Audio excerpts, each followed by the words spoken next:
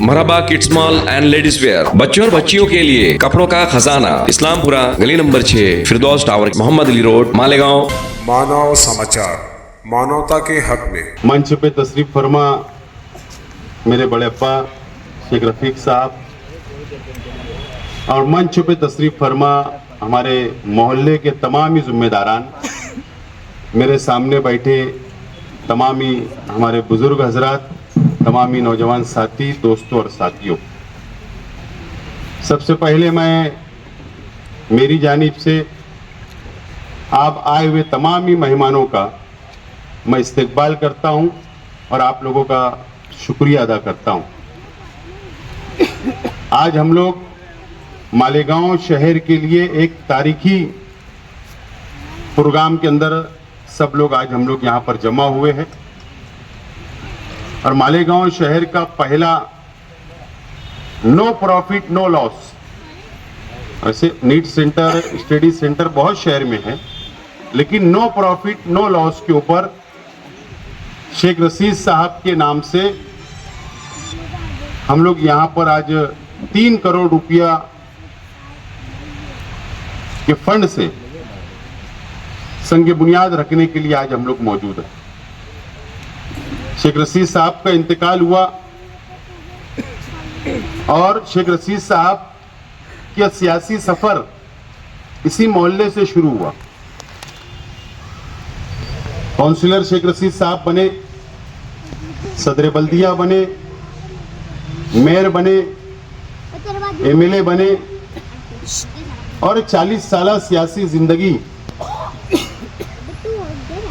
समाजी काम में, शहर के विकास के लिए, शहर के डेवलप के लिए, शहर के गरीबों के लिए, शहर के अमीरों के लिए, शहर के मजदूरों के लिए, शहर के बुनकरों के लिए, हर वो खास वो आम आदमी के लिए शेख रशीद साहब ने अपनी 40 साल सियासी जिंदगी आवाम के लिए वक्फ की। और एक इत्तेफाक देखो आप कि जब शेख रशीद साहब का 40 साल हम लोग ने जश्न बनाया तो इसी मुकाम के ऊपर बनाया, यही मंच लगा हुआ था और यही शहरी इस्तकबाल शेख रशीद साहब को हमने दिया और वो आखिरी प्रोग्राम था। उसके बाद शेख रशीद साहब की तबीयत बिगड़ने लगी, खराब होने लगी और उसके बाद शेख रशीद साहब हमको छोड़कर दुनिया से चले गए। काफी हमारे साथियों ने, काफी हमदर्दों ने कई तजावीज हमारे अपने पास लाई कि शेख रशीद साहब के नाम से ये फला रास्ता रखना है, फला मोहल्ले का नाम रखना है, फला इमारत का नाम रखना है, फला हॉल का नाम रखना है।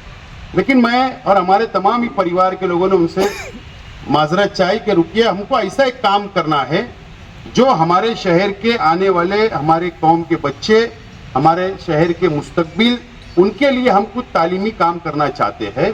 इसके लिए आप थोड़ा सब्र कीजिए और अल्लाह का करम है। मैं इस मौके पर अजीत दादा पवार साहब का भी शुक्रिया अदा करना चाहता हूं। जिस वक्त तो मैंने लेटर दिया और अजीत दादा पवार साहब से कहा कि शेख रशीद साहब का इंतकाल हो गया और हम ये चाहते हैं कि शहर के अंदर एक स्टडी सेंटर उनके नाम से कायम हो, उन्होंने 3 करोड़ रुपया अपने हिस्से का, मैं क्या बोल रहा हूँ साफ तौर पर, अपने हिस्से का 3 करोड़ रुपया माइनॉरिटी फंड जो उनको मिला था, उन्होंने अपने हिस्से का 3 करोड़ रुपया शेख रशीद साहब के नाम से वक्फ किया और उसको मंजूरी दी।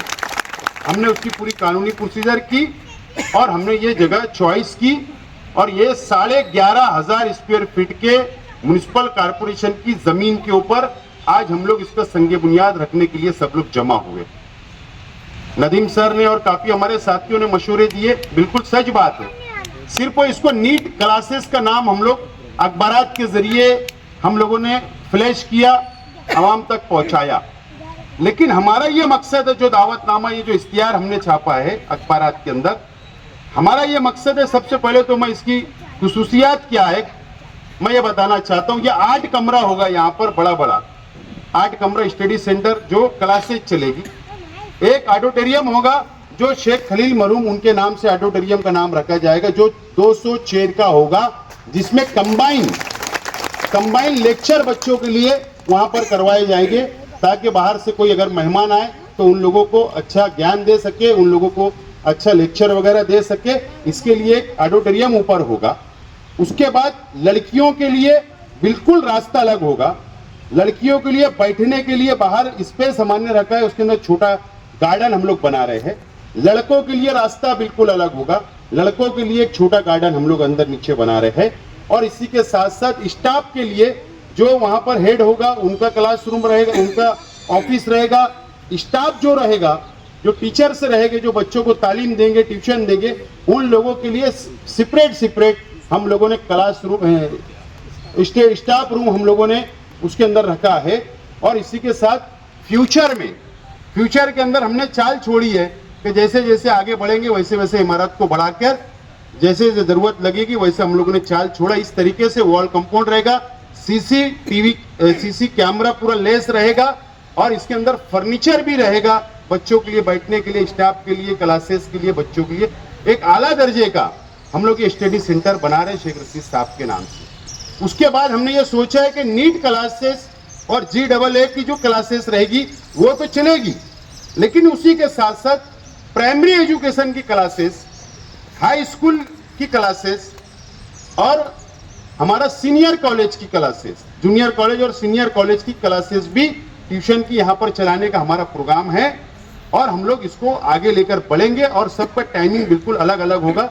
लड़कियों के लिए अलग टाइमिंग, लड़के के लोग की अलग टाइमिंग, और एक टाइमिंग से लेकर हम लोग इसको चलाने वाले हैं। खास तौर पर मैंने इससे पहले भी बार बार ये ऐलान किया हूँ, आज दोबारा बोल रहा हूँ कि ये हमारा अपना जो मकसद है, नो प्रॉफिट नो लॉस। जो टीचर्स का स्टाफ होगा, जो पावर बिल आएगा, जो मेंटेनेंस लगेगा, साफ सफाई का, जो स्टाफ का पगार रहेगा, वो पूरा हम लोग एक करके और बच्चों पर डिवाइड कर देंगे ताकि उसके अंदर नो प्रॉफिट नो लॉस के ऊपर सिर्फ हो सकता है जहां पर 1 लाख रुपया नीट के लिए अगर बड़ी जगह जाएगी तो 1 लाख रुपया साल का लगता है, साल का।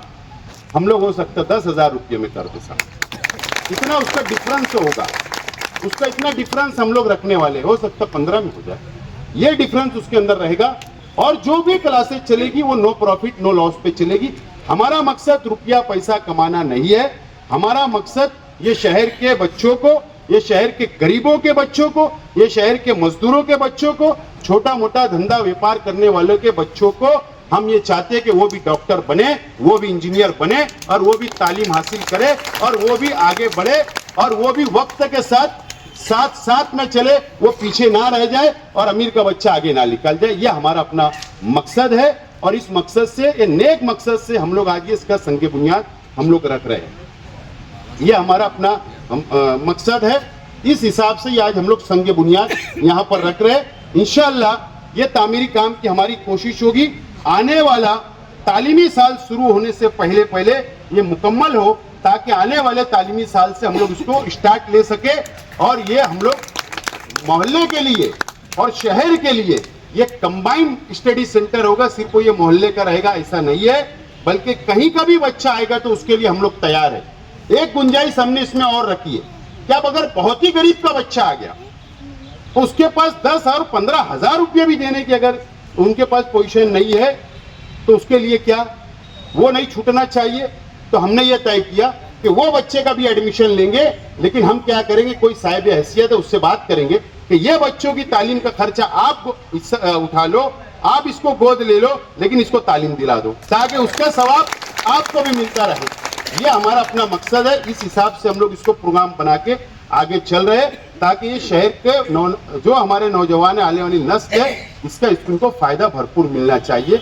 ये हमारा अपना मकसद है, इसीलिए आज हम लोग सब यहाँ पर जमा हुए और ये संग बुनियाद रखने का एक बड़ा मैं प्रोग्राम करना चाहता था। पूरे तालीमी अदारों को बुलाना चाहता था, टीचर्स, डॉक्टर, सबको बुलाना चाहता था, लेकिन आचार संहिता का डर लग रहा है कि 2 दिन में, 3 दिन में, 4 दिन में कभी भी लग जाए। इसके लिए आज हम लोग संग बुनियाद मुख्तसर में हम रख रहे हैं और इंशाल्लाह जब इसका इफ्तिदा करेंगे, जिंदगी रही तो हम सब लोगों को बुलाकर एक आलीशान इफ्तिदा करेंगे और शेख रशीद साहब के नाम से इसका कैंपस तैयार होगा और शेख खलील साहब के नाम से ऑडिटोरियम तैयार होगा।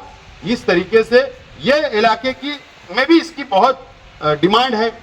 ये इलाका अल्लाह का करम है कि बहुत अच्छा डेवलप होता जा रहा है, शेख रशीद साहब की देन है, हमारे कॉरपोरेटरों की मेहनत है, ये बहुत अच्छा डेवलप हो रहा है। बच्चियां बहुत जगह उधर अगर रोड क्रॉस करके लड़कियों को जाना पड़ता है तो वो लड़कियां यहीं रह जाएगी, क्लासेस मिलेगी, इलाके का डिमांड होगा एक माहौल तालीमी हमको हमारे मोहल्ले के अंदर, हमारे शहर के अंदर मिलेगा, इसकी हमारी अपनी हमेशा कोशिश रही है। और हमने ये मोहल्ले को हम सब लोगों ने मिलकर, अल्लाह का करम है, बहुत अच्छी तरीके से हम लोग संभालते हैं। हमारे मुखालिफ कुछ भी बोले हजार खोली को, लेकिन हमारे जो यहाँ रहने वाले हैं उनको पूरा भरोसा और एतमाद है कि हम लोग कैसे लोग हैं और हमारे साथी कैसे लोग, सबको एतमाद है। इसलिए ये इलाका है इतना खूबसूरत है, अल्लाह का करम है, और इसके अंदर हम लोग मजीद तरक्की करेंगे, ये हमारा अपना वादा है। बहरहाल इसीलिए आज आप लोग को याद किया गया था, आप लोगों का बहुत बहुत शुक्रिया। मैं इस मौके पर शेख रशीद साहब के 1999 से पहले के साथी, मैं क्या बोल रहा हूँ, शेख रशीद साहब 1999 में सदर एमएलए बने, लेकिन उससे बहुत पहले के साथी उनके दोस्त जियाउद्दीन बाबा सिद्दीकी साहब, जो शेख रशीद साहब के साथ 10 साल एमएलए भी रहे, वजीर भी रहे, और एक वक्त में जब कांग्रेस की हुकूमत थी तो वो यहाँ के संपर्क मंत्री भी रहे नासिक जिले के, और उनका बहुत अच्छा राब्ता और आना जाना रहा। 2002 के जो फसाद, 2001 का जो फसाद हुआ था, उसमें बहुत बड़ी रिलीफ लेकर वो मालेगांव शहर आए थे, और शेख रशीद साहब का ताल्लुक हमेशा कायम रहा। शेख रशीद साहब के इंतकाल के बाद इत्तेफाक देखो, मेरा राब्ता बहुत उनसे मजबूत होता चला गया। अभी जो सोलर पैनल का मैंने पैसा लाया, फंड लाया, वो भी 100 करोड़ रुपया अपने हल्के के लिए लाने के लिए हमारी मुलाकात होती रही। जब जब मैं मुंबई गया, जब वो हम लोगों के साथ हम बैठते रहे, सलाह मशवरा करते रहे, और इतना अच्छा मेरा उनका राब्ता हो गया, इतना अटैचमेंट हो गया। वो हर 2 दिन 3 दिन गैप करके मुझे फोन किया करते थे, क्या बेटा कैसा चल रहा है, कैसा चल रहा है, हालात कैसे है, माहौल कैसा चल रहा है, इलेक्शन कैसा चल रहा है, तू मंत्रालय में आता तो मेरे को बोला कर, मैं भी आऊंगा, कोई काम की जरूरत रही तो मुझे बोला कर। इस तरीके का मेरा उनका बहुत गहरा ताल्लुक हो गया था। और कल रात एक अफसोसनाक खबर हम लोगों को मिली पूरे महाराष्ट्र नहीं मुल्क भर के लिए, और उनकी एक खुसूसी ये बात थी, जब उन्होंने मुझे बताया कि उन्होंने कहा कि जब वो हम एंटी चेंबर में बैठे थे अजीत दादा पवार साहब के, तो मुझको बोला कि तेरा वजू है? माना नहीं, मतलब मैं सफर में हूँ, कसर पढ़ लूंगा। बोले नहीं, मेरी 5 वक्त की नमाज चल रही, मैंने 5 वक्त की नमाज शुरू किया हूँ, तो बोले मैं पढ़ लेता। वो एंटी चेंबर में गए, वजू किया, मेरे साथ जब तक बैठे रहे, 3 वक्त का टाइम आया नमाज का, तीनों वक्त उन्होंने नमाज पढ़ा। और कल हमको बहुत अफसोसनाक खबर मिली कि उनको किसी ने गोली मार दिया, 2 लोगों ने, 3 लोगों ने गोली मार दिया और उनका इंतकाल हो गया। मैं अल्लाह से दुआ करता हूँ, अल्लाह ताला उनकी मग़फ़िरत करे, अल्लाह ताला उन्हें जन्नतुल फिरदौस में आला से आला मुकाम अता करे। और आज की हुकूमत महाराष्ट्र से मैं मुतालबा करता हूँ कि उनके जो मुजरिम है, जो गोली उनको मारी गई है, जिस बेदर्दी से गोली मारी गई है, उन लोगों को कड़ी से कड़ी सजा मिलना चाहिए। यह अहलियाने शहर की तरफ से मैं डिमांड करता हूँ, और फिर एक मर्तबा उनके लिए मग़फ़िरत की दुआ मांगता हूँ और मेरी बात को खत्म करता हूँ।